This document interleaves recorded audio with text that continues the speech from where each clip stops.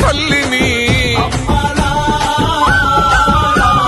కాపాడే కన్న కొడుకు ఉత్తమన్న గదిలర్రో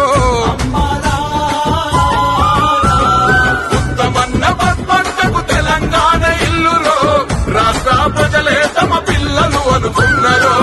నల్లాని రేగల్లా నల్లాని రేగల్లా నల్లాని రేగల్లా ఎర్రాని సూర్యుడై